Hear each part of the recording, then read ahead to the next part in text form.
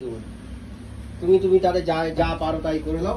তাহলে যদি তোমার সঙ্গে যদি আমাকে কোর্টে লড়তে হয়, আমি বলা তোমার সঙ্গে 200 টাকার জন্য কোর্টে লড়াই, আমি তোমার সঙ্গে কোর্টে লড়বো, ঠিক আছে? আমি তোমার সঙ্গে কোর্টে লড়বো। 800 টাকা এক কথায় দিয়ে দিয়েছি। 800 টাকাটা কাজ দিয়েছো? আমি তো বললুম 800 টাকাটা কাজ দিয়েছো। তো 200 টাকা আছে। তুমি প্রথমে তুমি কিরাম মিথ্যাবাদী, দেখো প্রথম বললে দিনের দিনেই দিই, পরের দিনেই দেবো। হ্যাঁ কিনা ভাই বলো, তোমার সামনে তো কথা বলে ভালো কথা হলো না। দ্বিতীয়বার কি বললে? একটুখানি ব্যবসা একটু চাপ আছে, বুধবার আসবি। বুধবার চলে গেল, বুধবারের পর কি ডেট এলো? শুক্রবার।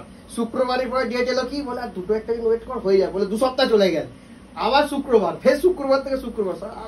না ভাই এটা নতুন মাল তো। কোনো নতুন মাল পুরনো মাল তুই ভাই রেখে দে ঘরে। আমার তো তোর লাভের পয়সা দিচ্ছি না, তুই ব্যবসা কর না। 1000 টাকা যেটা আছে সেটাই পাবি। তোমার দরকার নেই, তুমি আমার 200 টাকা দিয়ে দাও।